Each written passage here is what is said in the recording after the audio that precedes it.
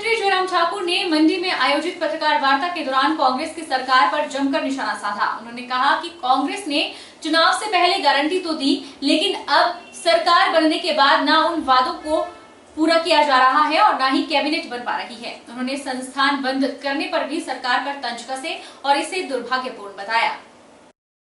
पूर्व मुख्यमंत्री जयराम ठाकुर ने कहा कि हम उम्मीद कर रहे थे कि हिमाचल प्रदेश की नई सरकार चुनाव के समय किए अपने वादों को पूरा करेगी। कहा गया था कि 10 दिन के अंदर ओपीसी लागू कर देंगे, 1500 रुपए महिलाओं के खाते में आना शुरू हो जाएंगे और हिमाचल में 1 लाख बेरोजगार नौजवानों को सरकारी नौकरी दी जाएगी। ये चुनावों से पहले और बाद भी लगातार कहा गया, लेकिन विचित्र परिस्थिति है कि काम कुछ नहीं हो रहा। कांग्रेस सरकार ने 11 तारीख से लेकर अब तक नोटिफाई का राग छिड़ा हुआ है। सरकार बनते ही उद्योग बंद, पटवार सर्कल बंद और स्वास्थ्य संस्थान बंद कर दिए गए हैं। जयराम ठाकुर ने हाल ही में लीक हुए JOAIT के पेपर को लेकर सरकार पर निशाना साधा। उन्होंने कहा कि वे हमारा तो बहुत मार्गदर्शन करते थे, लेकिन अब पेपर लीक हो गया है तो उसमें भी अपनी पीठ थपथपाने की कोशिश कर रहे हैं। उसमें भी पुलिस की जांच को प्रभावित करने वाली बातें की जा रही है। उन्होंने कहा कि इस मामले में जांच की जाए और जो दोषी पाए जाएंगे उस पर फिर सख्त कार्रवाई की जाए। जरूरी है स्टाफ सिलेक्शन कमीशन हमीरपुर में इनकी जो योजना, इनसे हमको लग रहा है कि कमीशन के जो सारे सदस्य हैं और उसके बाकी लोग हैं, वो उनकी जो है मेंबरशिप रद्द करना चाह रहे हैं। ऐसा मैंने देखा, एक डिप्टी चीफ मिनिस्टर का कोई स्टेटमेंट था कि वहां पर उनको त्यागपत्र देना चाहिए। त्यागपत्र किसी के कहने पर नहीं होगा और त्यागपत्र के लिए मैं सिर्फ इतना ही कहना चाह रहा हूं कि उसमें जांच की प्रक्रिया है। अगर किसी की उसमें संलिप्तता पाई जाती तो उनके खिलाफ कार्रवाई करो। बल एयरपोर्ट को लेकर जयराम ठाकुर ने कहा कि मुख्यमंत्री से बात की गई है और कहा गया है कि यह एयरपोर्ट हिमाचल के लिए आवश्यक है। हमने एडवांस स्टेज पर इसे पहुंचा दिया है। जयराम ने कहा कि उन्होंने एजेंसी चेंज की है और उस पर उन्हें कोई आपत्ति नहीं है। वहीं इलेक्ट्रिक बसों के लाने के फैसले का भी जयराम ठाकुर ने स्वागत किया है। बल एयरपोर्ट के मामले में मैंने माननीय मुख्यमंत्री से बात की है कि देखिए, ये हिमाचल के लिए बहुत आवश्यक है, ये एयरपोर्ट होना है और हमने इसकी बहुत एडवांस स्टेज पर इसको पहुंचा दिया है और इसका लीडार सर्वे और उसके साथ साथ OLS सर्वे और उसके साथ साथ में इसके जो इसका जो एनवायरमेंट इम्पैक्ट असेसमेंट का जो एक फॉर्मेलिटी होनी थी और उसके साथ लैंड एक्विजिशन की प्रोसेस के करीब पहुंच गया है। तो इसलिए मैंने उनको कहा कि इसको तुरंत करना चाहिए। उनने कोई एजेंसी चेंज की है, एजेंसी सोशल इम्पैक्ट इसका जो असेस करने के लिए जो एजेंसी चेंज करनी, उसमें कोई आपत्ति नहीं, वो करें। किसी भी एजेंसी से करना चाहते हैं वो करें, लेकिन ये सारी चीज होनी चाहिए और हर हालत में होनी चाहिए। कांग्रेस नेता और नाहन से पार्टी के विधायक अजय सोलंकी ने कहा है कि बीजेपी का ऑपरेशन लोटस सपना अधूरा रह जाएगा, क्योंकि ये कभी पूरा होने वाला नहीं है। भाजपा हिमाचल में ऑपरेशन लोटस को लेकर भ्रामक प्रचार कर रही है। अजय सोलंकी सिरमौर जिला के नाहन में पत्रकारों से बातचीत कर रहे थे। कांग्रेस विधायक अजय सोलंकी ने कहा कि बीजेपी हमेशा दुष्प्रचार की राजनीति करती है और ऑपरेशन लोटस को लेकर भी इनका ऐसा क्रम चल रहा है। कांग्रेस के सभी विधायक स्वतंत्र रूप से अपने अपने विधानसभा क्षेत्रों में कार्य कर रहे हैं और जल्द हिमाचल में कैबिनेट का विस्तार भी होने वाला है। अजय सोलंकी ने कहा कि नाहन विधानसभा में विकास कार्य को जल्द नई रफ्तार मिलेगी। विधानसभा क्षेत्र में जन सहयोग से जहां रुके हुए विकास कार्य को आगे बढ़ाया जाएगा, वहीं लोगों से सीधा संवाद कर आवश्यकता अनुसार विधानसभा क्षेत्र में विकास के नए कार्य किए जाएंगे। उन्होंने कहा कि सुखविंदर सिंह सुक्खू जमीनी स्तर से जुड़े हुए नेता प्रदेश के मुख्यमंत्री बने हैं, जिनको समाज के हर वर्ग की चिंता है।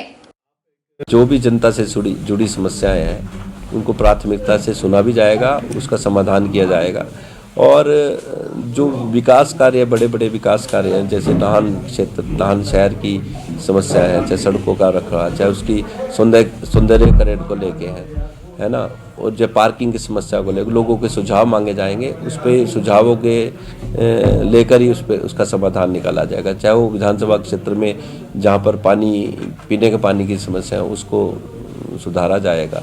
कहीं सिंचाई की व्यवस्था की आवश्यकता है, कई क्षेत्र में जो तटीयकरण का मामला है। हमारे विधायक जो है स्वतंत्र रूप से अपने विधानसभा क्षेत्रों में कार्य कर रहे हैं और जो है अभी 4 तारीख को सेशन विधानसभा का सत्र शुरू हो रहा है, उसमें सभी लोग एकत्र होंगे। ये सबके समक्ष आने वाली बात है। मिशन लोटस जो है एक दुष्प्रचार है और ये इसमें भारतीय जनता पार्टी जो है इसका सपना साकार होने वाला नहीं। देखिए, मुख्यमंत्री जी ने आते ही जो है संकेत दिए हैं किस तरह से सरकार चलने वाली है और आम जनता के लिए सरकार बनी है।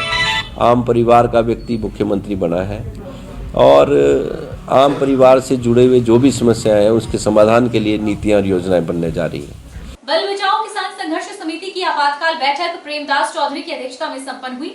समिति जल्द ही पूर्व मंत्री प्रकाश चौधरी की अगुवाई में प्रदेश के मुख्यमंत्री ठाकुर सुखविंदर सुक्खू से मिलेगी और उपजाऊ जमीन को बचाने की बात रखी जाएगी। पिछले कल पूर्व मंत्री श्री प्रकाश चौधरी जी से समिति का एक प्रतिनिधि मंडल उनके निवास स्थान पर मिला